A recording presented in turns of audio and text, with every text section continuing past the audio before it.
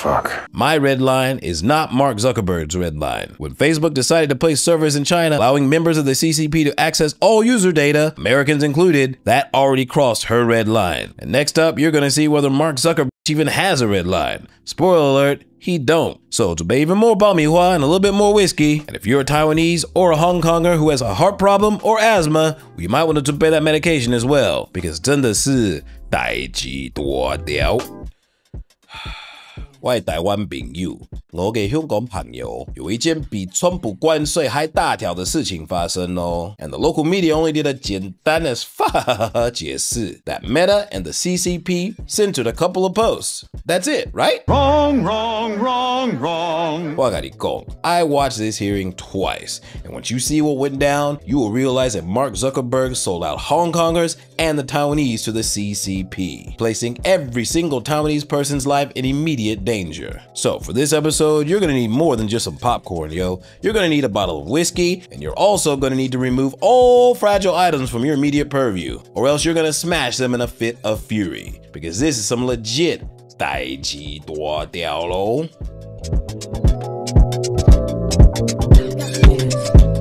Okay, so before we begin, I need to make something absolutely clear. And as you keep watching, you will understand exactly why. Everything in today's video is purely fictional. None of it should be taken as fact. This is all hypothetical content, yo, not reality. So Facebook and Mark Zuckerberg, please don't sue me, yo. I was only kidding! Now let me introduce our witness. Sarah Wynne Williams is the former director of global public policy at Facebook. She's a former New Zealand diplomat and international lawyer who first joined Facebook after pitching her own job. After leaving the company, she's continued to work on tech policy, including artificial intelligence. Now, all of that you can learn from reading the back of her book, but there's more to it than that. She worked at Facebook from 2011 through 2017. She witnessed Facebook's rise from a niche tech company to a global superpower capable of bullying nation states. And she wasn't just some mid-level functionary.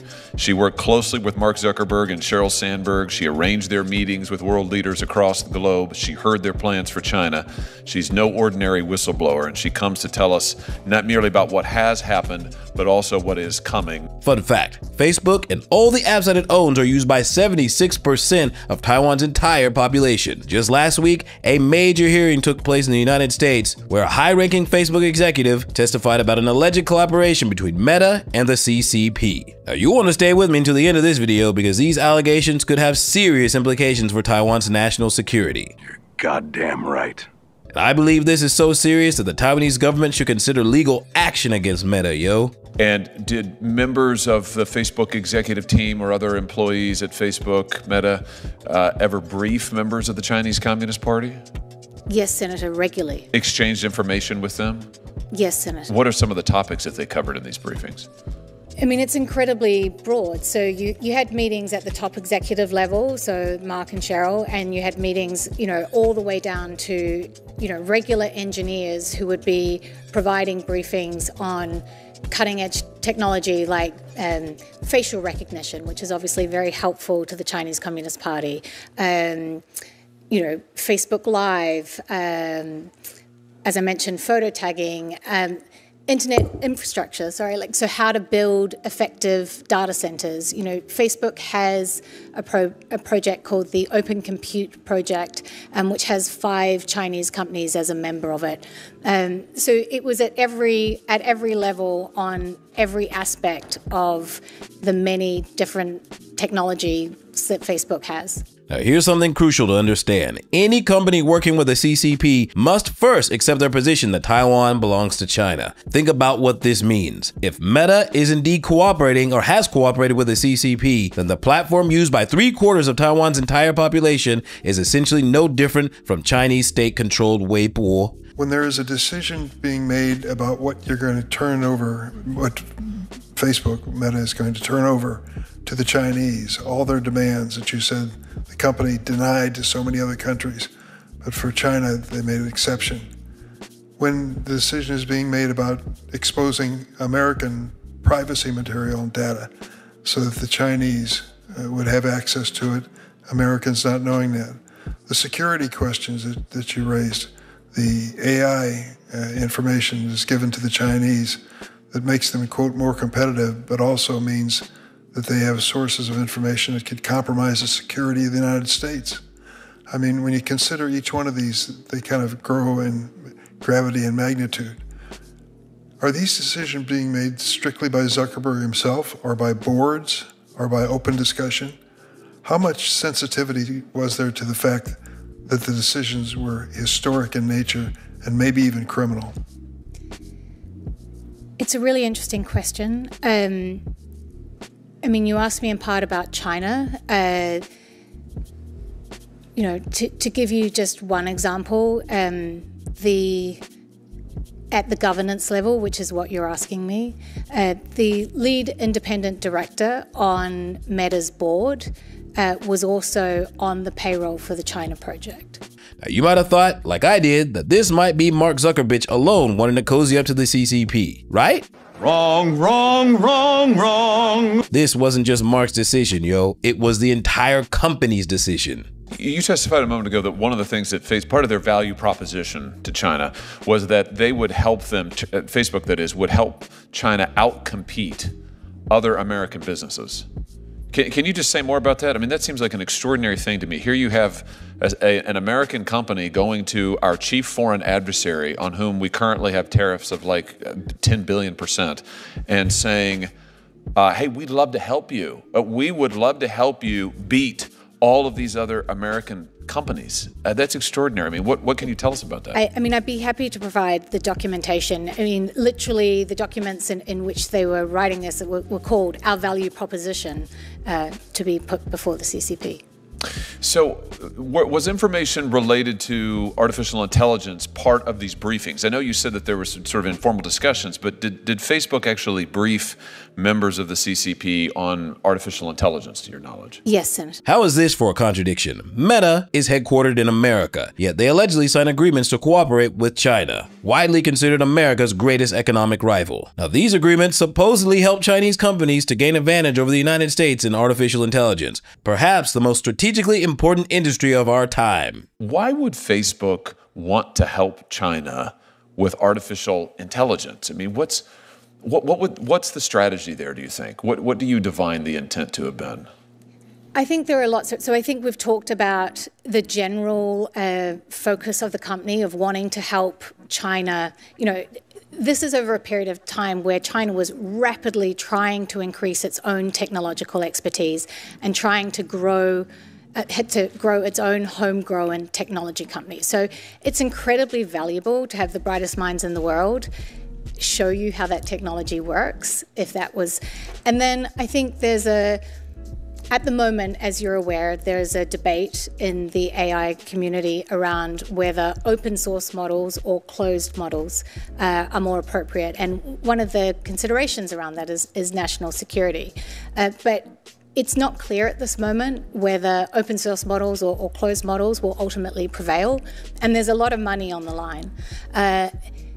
In some ways, you could say it's helpful if you want open source to prevail to have a strong threat from a Chinese model so that you can say it's really important that America wins this and we are the American open source option.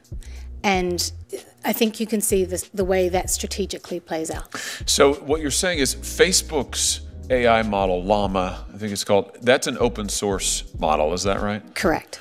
And I think they just released Llama 4 or something just recently, the last few days. So that's an open source model.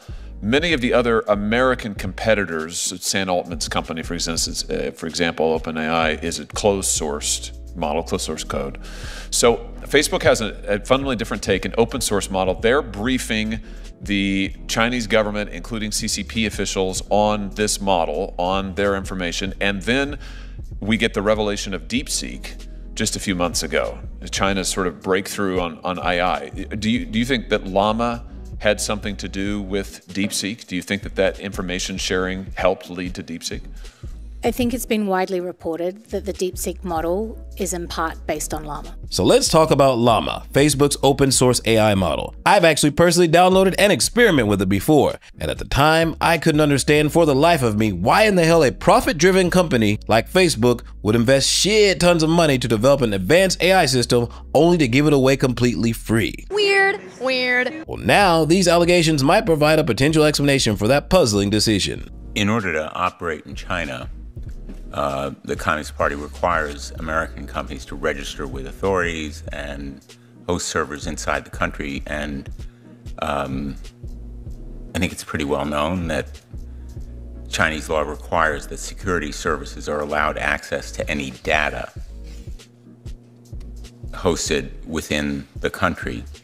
Did any of Facebook's security team or its engineers raise concerns to management about Americans' private information being exposed to Chinese spying? Yes, Senator, they did. And how did they do that? They documented their concern in a number of ways. They noted that this would happen, that the Chinese would get access to the data, and they also noted their concern in other discussions and other documentation, saying, you know, my red line as a security engineer is to not be comfortable with this, but my red line is not Mark Zuckerberg's red line. Fuck. My red line is not Mark Zuckerberg's red line. When Facebook decided to place servers in China, allowing members of the CCP to access all user data, Americans included, that already crossed her red line. And next up, you're gonna see whether Mark Zuckerberg even has a red line. Spoiler alert, he don't. So to be even more Bamihua and a little bit more whiskey, and if you're a Taiwanese or a Hong Konger who has a heart problem or asthma, well, you might want to pay that medication as well, because 真的是代志大条。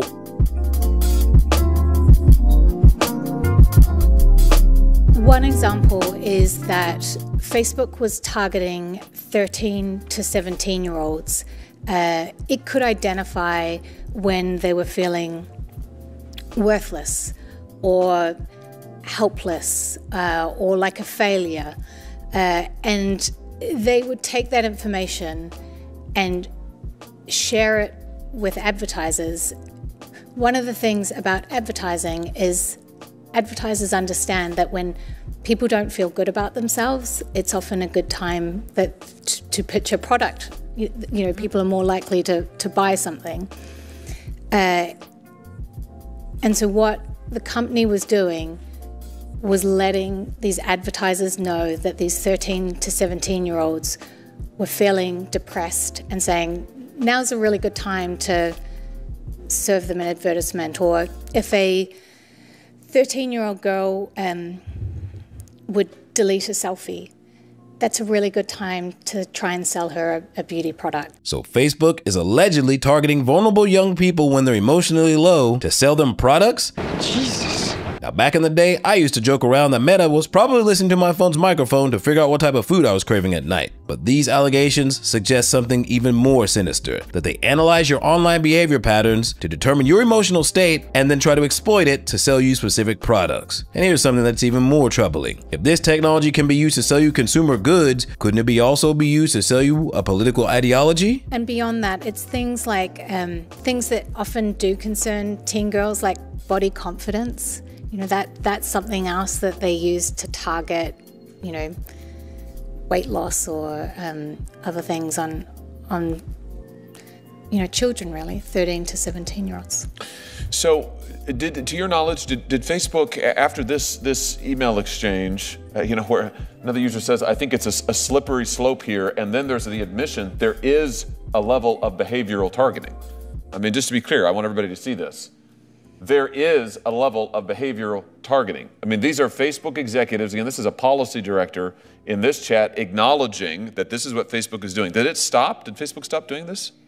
Not to my knowledge, Senator. Yeah, in fact, we know they didn't because other whistleblowers came forward to show that at Instagram, owned by Facebook, there was explicit targeting that goes on. There was explicit knowledge that the Instagram product was causing, in some cases, severe emotional distress, particularly to young girls.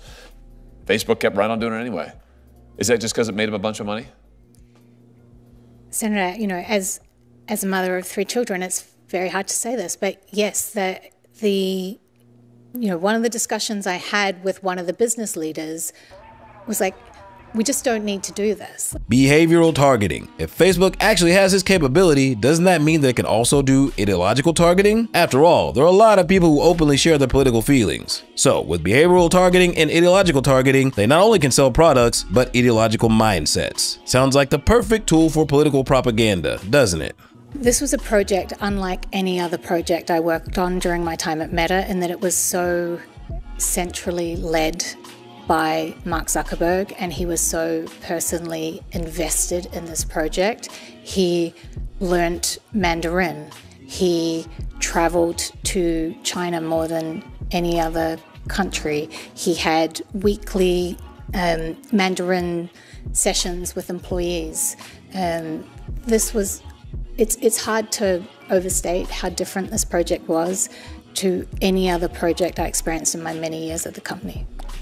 So there would be no credibility to his denying that he knew about the risks, he knew about the concerns raised by his engineers and his China team, and he was intimately involved in not only the planning and the engineering, but also in taking those risks. Senator, he was traveling to Beijing. In the documents submitted to the subcommittee, Facebook appears to have been willing to provide the data of users in Hong Kong to the Chinese government at a time when pro-democracy protesters were opposing Beijing's crackdown. 等一下齁, so the whole point of learning Chinese was to tell Xi Jinping to his face that Taiwan belongs to China?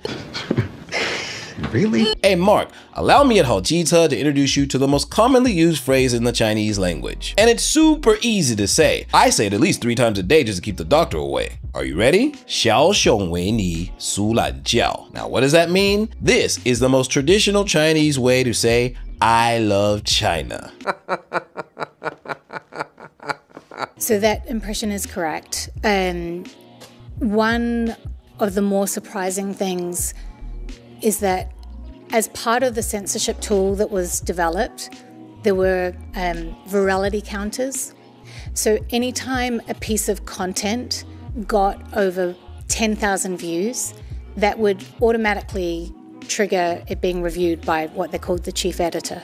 And what was particularly surprising is that the virality counters were not just installed, but activated in Hong Kong and also in Taiwan. So, according to these allegations, posts reaching over 10,000 views are subject to censorship in both Hong Kong and Taiwan. And what's particularly concerning is that the program supposedly began back in 2018. Then, in 2019, the massive Hong Kong protests erupted. Now remember that about 70% of Hong Kongers used Facebook at the time, and this raises a very disturbing question. How in the hell did Hong Kong authorities identify those who opposed the CCP during their protests? Senator, I mean, we've just spoken in your last question about, just one example of the amount of information that this company has.